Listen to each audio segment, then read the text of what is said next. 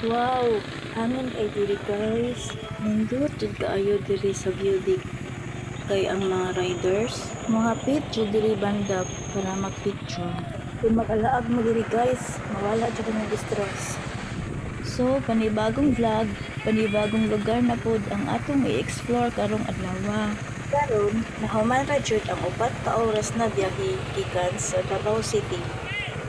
Ug naabot na jud nato ning paliko-likong kalsada na sakop sa Mati City.